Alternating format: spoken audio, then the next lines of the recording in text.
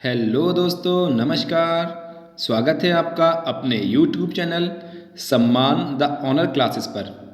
दोस्तों, इस चैनल के माध्यम से हम आपको सरकारी नौकरी से जुड़ी सभी आगामी परीक्षाओं में आने वाले प्रश्नों का अभ्यास करवाते हैं।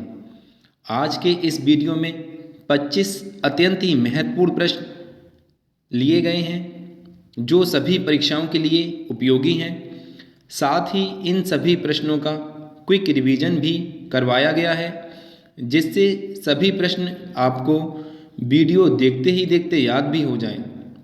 वीडियो की शुरुआत करने से पहले मेरा आपसे निवेदन है, वीडियो को लाइक करें।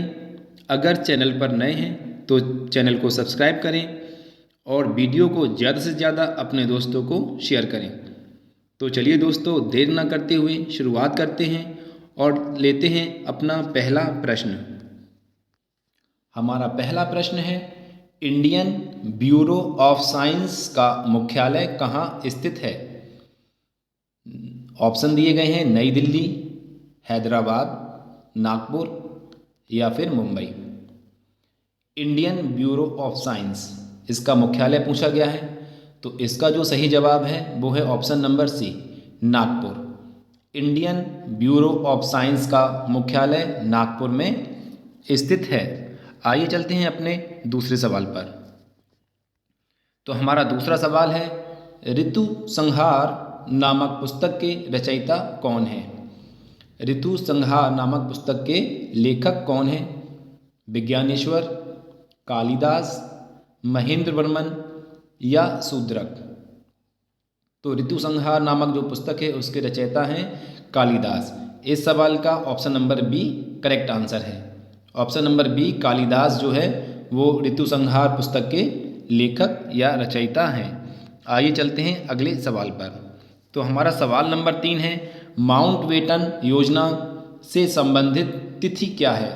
यानी कि माउंटबेटन जो योजना है वो किस तिथि को अपनाई गई थी या लागू की गई थी? तो ऑप्शन दिए गए हैं 15 अगस्त 1947, ऑप्शन बी में है 5 जून 1942 या 28 अगस्त 1942 या 3 जून 1947। तो माउंटबेटन योजना का जो संबंध है वो 3 जून 1947 से संबंधित है। ऑप्शन डी इसका करेक्ट आंसर है।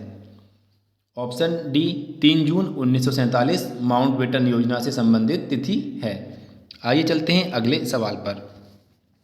तो हमारा सवाल नंबर 4 है, उत्तर प्रदेश में कृषि समृद्धि आयोग का गठन कब किया गया? 2017 ईस्वी में, 2003 ईस्वी में, 1954 ईस्वी में या फिर 1982 ईस्वी में? तो उत्तर प्रदेश कृषि समृद्धि आयोग का गठन 2017 में किया गया। इसका करेक्ट जवाब है option number A. Option number A 2017 में कृषि समृद्धि आयोग का गठन किया गया था। आइए चलते हैं अपने अगले सवाल पर। सवाल नंबर 5 है कि भारतीय संविधान में एकल नागरिकता का प्रावधान किस देश से लिया गया है? यानी कि भारतीय संविधान में जो एकल नागरिकता अपनाई गई है वो किस देश के संविधान से ली गई है? ऑप्शन ए है कनाडा, ऑप्शन बी है अमेरिका, ऑप्शन सी है जर्मनी या ऑप्शन डी ब्रिटेन। तो एकल नागरिकता का जो प्रावधान है वो ब्रिटेन से लिया गया है, यानी कि ऑप्शन डी। इस सवाल का ऑप्शन डी करेक्ट है, ब्रिटेन से। भारतीय संविधान में एकल नागरिकता का प्रावधान ब्रिटेन के संविधान से लिया गया है। आइए चलते हैं अगले सवाल पर। हमारा सवाल नंबर 6 है, कहाँ के नवाब ने किंग जॉर्ज को बादशाहनामा भेंट की थी? बादशाहनामा एक पुस्तक है, वो कहाँ के सम्राट ने जो है नवाब ने किंग जॉर्ज को भेंट की थी? ऑप्शन ए है हैदराबाद, ऑप्शन बी है अवध, ऑप्शन सी बंगाल या फिर डी कर्नाटक। तो जो ऑप्शन नंबर बी है अवध के नवाब, अवध के नवाब ने बादशाहनामा जो है किंग जॉर्ज को भेंट की थी। आइए चलते हैं अगले सवाल पर। सवाल नंबर 7 है, एंग्लो वैदिक कॉलेज की स्थापना किसने की थी?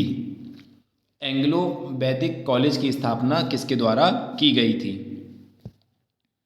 लाला लाजपत राय, लाला हरदयाल, राजा राममोहन राय या लाला हंसराज? तो एंग्लो वैदिक कॉलेज की स्थापना 1886 ईस्वी में लाला हंसराज द्वारा की गई थी। तो इस सवाल का ऑप्शन नंबर डी करेक्ट है। आइए चलते हैं अगले सवाल पर। सवाल नंबर 8 है, बेंजी तेल शोधन कारखाना किस देश में स्थित है? बेंजी तेल शोधन कारखाना किस देश में स्थित है? इराक, ईरान, इजराइल या फिर लेबनान? तो इस सवाल का जो सही जवाब है वो है option number A. Option number A, Iraq में बेंजी तेल शोधन कारखाना इराक में स्थित है। आइए चलते हैं अपने अगले सवाल पर। तो सवाल नंबर 9 है, कर्नाटक का पठार किस प्रकार की मिट्टी से निर्मित है? लैटराइट, रेगुर, जलोढ़ या फिर लाल मिट्टी? कर्नाटक का पठार किस मिट्टी से निर्मित है? तो इसका जो सही जवाब है वो है ऑप्शन नंबर डी, लाल मिट्टी से। कर्नाटक का पठार का जो निर्माण हुआ है वो लाल मिट्टी से हुआ है। आइए चलते हैं अगले सवाल पर। तो हमारा सवाल नंबर 10 है, सबरीगिरी जल विद्युत परियोजना किस राज्य में स्थित है? सबरीगिरी जल विद्युत परियोजना किस राज्य में है? तमिलनाडु में या केरल में, आंध्र प्रदेश में है या फिर कर्नाटक में? तो इस सवाल का जो सही जवाब है वो है ऑप्शन नंबर बी, केरल में। सबरीगिरी जल विद्युत परियोजना केरल में स्थित है। आइए चलते हैं अगले सवाल पर। सवाल नंबर 11 है, पंचमहल का निर्माण किसने करवाया था? पंचमहल का निर्माण किसने करवाया था? पंचमहल ये आगरा के पास फतेहपुर सीकरी में स्थित है, जिसका निर्माण अकबर के द्वारा करवाया गया था। तो ऑप्शन सी इसका करेक्ट जवाब है। पंचमहल का निर्माण अकबर ने करवाया था। आइए चलते हैं अगले सवाल पर।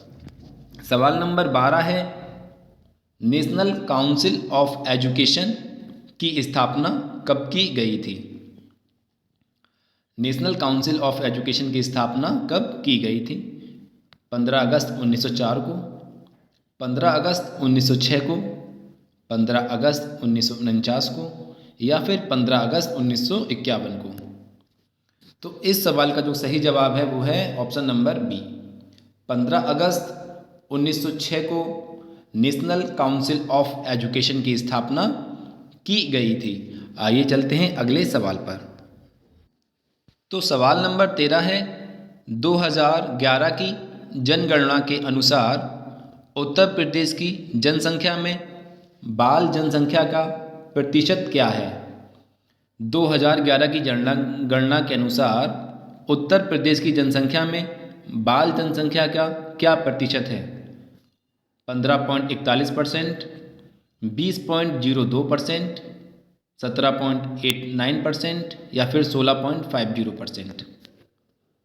तो इसका जो सही जवाब है वो है ऑप्शन नंबर ए, 15.41%।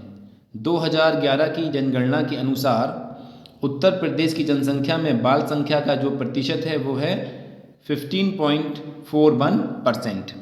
आइए चलते हैं अगले सवाल पर। सवाल नंबर 14 है कि प्रांतीय रक्षक दल पीआरडी का गठन किस वर्ष किया गया था? प्रांतीय रक्षक दल पीआरडी का गठन किस वर्ष किया गया था?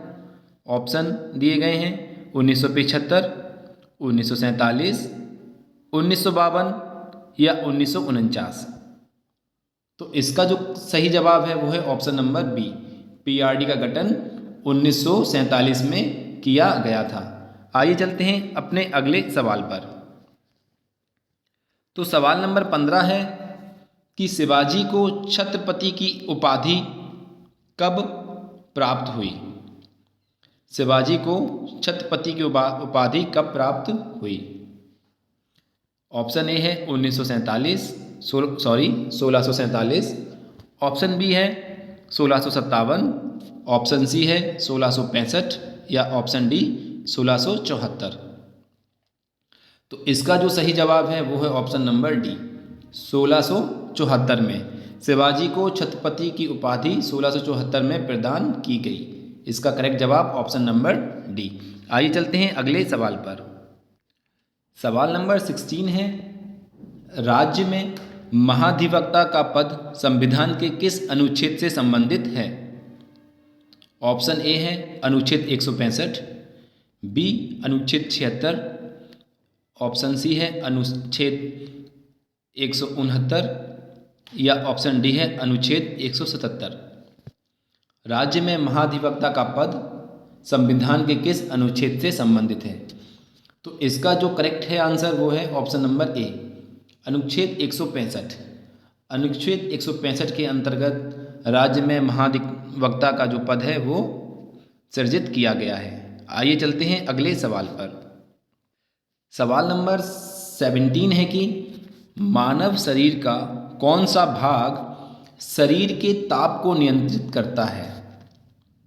हृदय, फेफड़े, वृक्क या यकृत? मानव शरीर का कौन सा भाग शरीर के ताप को नियंत्रित करता है? तो इस सवाल का जो सही जवाब है वो है ऑप्शन नंबर बी, फेफड़े। फेफड़े जो हैं वो मानव शरीर के ताप को नियंत्रित करते हैं। आइए चलते हैं अगले सवाल पर। तो सवाल नंबर 18 है कि उत्तर प्रदेश राज्य का पुलिस महानिदेशालय कहाँ पर स्थित है? उत्तर प्रदेश राज्य का पुलिस महानिदेशालय कहाँ पर स्थित है? ऑप्शन ए है मेरठ में, ऑप्शन बी है आगरा में, ऑप्शन सी लखनऊ में या फिर ऑप्शन डी कानपुर में। तो इस सवाल का जो सही जवाब है वो है ऑप्शन नंबर सी, लखनऊ में। उत्तर प्रदेश राज्य का जो पुलिस महानिदेशालय है वो लखनऊ में स्थित है। आइए चलते हैं अगले सवाल पर। सवाल नंबर 19 है कि सूर्य तापमापी यंत्र क्या कहलाता है? पायरोमीटर, होवरक्राफ्ट, टैकोमीटर या फिर बोलोमीटर? सूर्य तापमापी यंत्र को क्या कहा जाता है? तो इस सवाल का करेक्ट जवाब है ऑप्शन नंबर डी, बोलोमीटर। सूर्य तापमापी यंत्र को बोलोमीटर कहा जाता है। सूर्य तापमापी यंत्र का नाम है बोलोमीटर। आइए चलते हैं अगले सवाल पर। सवाल नंबर 20 है कि अमृत बाजार पत्रिका का संपादक कौन था? अरविंद घोष, शिशिर कुमार घोष, तारक नाथ दास या फिर बरिंद्र कुमार घोष? तो इस सवाल का जो सही जवाब है वो है option number B, Shishir Kumar Ghosh. Shishir Kumar Ghosh जो हैं वो अमृत बाजार पत्रिका के संपादक थे। तो इस सवाल का जो सही जवाब है वो है option number B, Shishir Kumar Ghosh. आइए चलते हैं अगले सवाल पर। सवाल नंबर 21 है कि यूएसए के शेयर बाजार को किस नाम से जाना जाता है? यूएसए का जो शेयर बाजार है उसको किस नाम से जाना जाता है? ऑप्शन दिए गए हैं निक्की, ऑप्शन बी में है डो जोन्स, ऑप्शन सी है नैस्डैक या ऑप्शन डी मिवटेल? तो इस सवाल का जो करेक्ट जवाब है वो है option number C, Nasdaq. USA के शेयर बाजार को नैस्डैक के नाम से जाना जाता है। आइए चलते हैं अगले सवाल पर। सवाल नंबर 22 है कि हड़प्पा कालीन स्थल कालीबंगा किस नदी के तट पर स्थित था? हड़प्पा कालीन स्थल जो कालीबंगा है वो किस नदी के तट पर स्थित था? रावी नदी के, चिनाब नदी के, सिंधु नदी के या फिर घग्गर नदी के? तो इसका जो करेक्ट जवाब है वो है ऑप्शन नंबर डी, घग्गर नदी के। हड़प्पा कालीन स्थल कालीबंगा घग्गर नदी के किनारे स्थित था। आइए चलते हैं अगले सवाल पर। तो सवाल नंबर 23 है, रॉकेट की गति किस सिद्धांत पर आधारित होती है? रॉकेट की जो गति है वो किस सिद्धांत पर आधारित होती है? ऑप्शन ए है संवेग संरक्षण, ऑप्शन बी है रेखीय गति, ऑप्शन सी है प्रक्षेप्य या फिर ऑप्शन डी है घूर्णन? तो इस सवाल का जो करेक्ट जवाब है वो है ऑप्शन नंबर ए, संवेग संरक्षण विधि जो है ये सिद्धांत है इस सिद्धांत पर रॉकेट की गति आधारित होती है। आइए चलते हैं अगले सवाल पर। हमारा सवाल नंबर 24 है कि राष्ट्रीय गणित दिवस किस तिथि को मनाया जाता है? 22 दिसंबर को, 23 दिसंबर को, 24 दिसंबर को या फिर 25 दिसंबर को? राष्ट्रीय गणित दिवस, तो इसका जो सही जवाब है वो है ऑप्शन नंबर ए, 22 दिसंबर को। 22 दिसंबर को भारत में राष्ट्रीय गणित दिवस मनाया जाता है। आइए चलते हैं अगले सवाल पर। सवाल नंबर 25 है कि किस पुस्तक में पुष्यमित्र शुंग को अनार्य कहा गया है?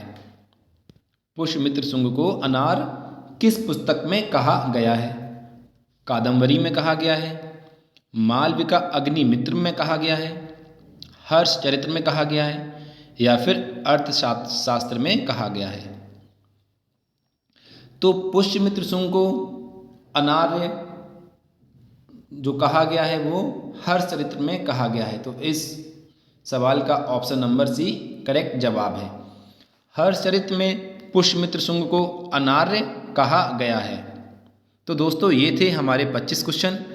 आइए इन 25 क्वेश्चन का एक बार क्विक रिवीजन कर लेते हैं, जिससे कि हमें ये क्वेश्चन हमेशा हमेशा के लिए याद हो जाएं। तो पहला क्वेश्चन था इंडियन ब्यूरो ऑफ साइंस का मुख्यालय कहाँ स्थित है? तो इंडियन ब्यूरो ऑफ साइंस का मुख्यालय नागपुर में स्थित है। दूसरा क्वेश्चन है कि ऋतु संहार नामक पुस्तक के रचयिता कौन है? तो कालिदास। ऋतु संहार नामक पुस्तक के रचयिता कालिदास जी हैं। आइए चलते हैं अगले सवाल पर। सवाल नंबर 3 है कि माउंटबेटन योजना का जो संबंध है वो किस तिथि से है? तो 3 जून 1947। माउंटबेटन योजना का संबंध 3 जून 1943 से है। आइए चलते हैं अगले सवाल पर। सवाल नंबर 4 है कि उत्तर प्रदेश में कृषि समृद्धि आयोग का गठन कब किया गया था? तो 2017 में।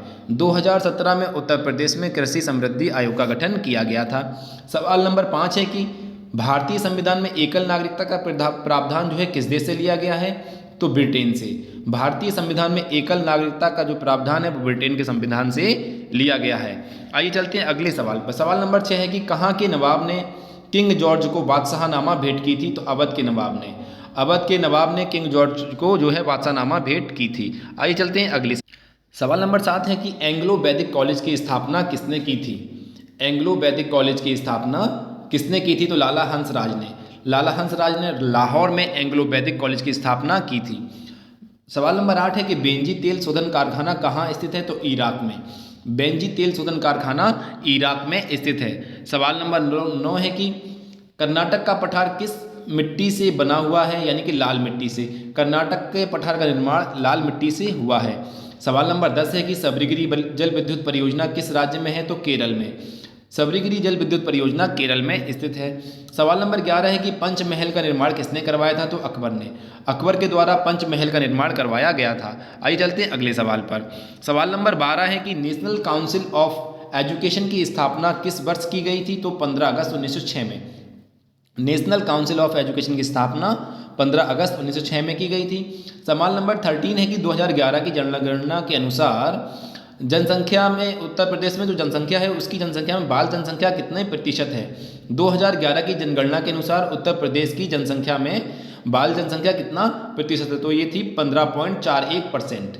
15.41% जो है बाल जनसंख्या है उत्तर प्रदेश में 2011 की जनगणना के अनुसार। आइए चलते हैं अगले सवाल पर। सवाल नंबर 14 है कि प्रांतीय रक्षक दल पीआरडी का गठन किस वर्ष हुआ था? तो 1947 में। प्रांतीय रक्षक दल यानी कि पीआरडी का गठन 1947 में किया गया था। आइए चलते हैं अगले सवाल पर। सवाल नंबर 15 है कि शिवाजी को छत्रपति की उपाधि कब प्राप्त हुई थी? तो 1674 ईस्वी में। शिवाजी को जो है छत्रपति की उपाधि 1674 ईस्वी में प्राप्त हुई थी। राज्य में महाधिवक्ता का पद संविधान के किस अनुच्छेद से संबंधित है? तो अनुच्छेद 165 से। अनुच्छेद 165 के अंतर्गत राज्य में महाधिवक्ता के पद को सृजित किया गया है। सवाल नंबर 17 है कि मानव शरीर का कौन सा भाग शरीर के तापमान को नियंत्रित करता है? तो फेफड़े। मानव शरीर के जो फेफड़े हैं वो शरीर के ताप को नियंत्रित करते हैं। आगे सवाल नंबर 18 है कि उत्तर प्रदेश राज्य में पुलिस महानिदेशालय कहाँ स्थित है? तो लखनऊ में। उत्तर प्रदेश राज्य में पुलिस महानिदेशालय लखनऊ में स्थित है। सवाल नंबर 19 है कि सूर्य तापमापी यंत्र क्या कहलाता है? तो बोलोमीटर। सूर्य तापमापी यंत्र को बोलोमीटर कहा जाता है। सवाल नंबर 20 है कि अमृत बाजार पत्रिका का संपादक कौन था? तो शिशिर कुमार घोष। शिशिर कुमार घोष जो हैं वो अमृत बाजार पत्रिका के संपादक थे। सवाल नंबर 21 है कि यूएसए के जो शेयर बाजार है उसको किस नाम से जाना जाता है? तो नैस्डैक। यूएसए के शेयर बाजार को नैस्डैक के नाम से जाना जाता है। आइए देखते हैं सवाल नंबर 22 है कि हड़प्पाकालीन स्थल कालीबंगा किस नदी के तट पर स्थित है? तो घग्गर नदी के। हड़प्पाकालीन स्थल कालीबंगा घग्गर नदी के तट पर स्थित है। आइए चलते हैं अगले सवाल। सवाल नंबर 23 है कि रॉकेट की गति किस सिद्धांत पर काम करती है? संवेग संरक्षण सिद्धांत पर। रॉकेट की गति संवेग संरक्षण सिद्धांत पर कार्य करती है। सवाल नंबर 24 है कि जो राष्ट्रीय गणित दिवस है वो किस तिथि को मनाया जाता है? तो 22 दिसंबर को। राष्ट्रीय गणित दिवस 22 दिसंबर को मनाया जाता है। सवाल नंबर 25 और इस वीडियो का अंतिम सवाल था कि किस पुस्तक में पुष्यमित्र शुंग को अनार्य कहा गया है? तो हर्षचरित में पुष्यमित्र शुंग को अनार्य कहा गया है। तो दोस्तों ये थे हमारे 25 सवाल और हमने इनका क्विक रिवीजन भी कर लिया है। तो दोस्तों प्लीज़ मेरे वीडियो को लाइक करें, शेयर करें और चैनल को सब्सक्राइब करें। पूरा वीडियो देखने के लिए बहुत बहुत धन्यवाद दोस्तों। Thank you very much.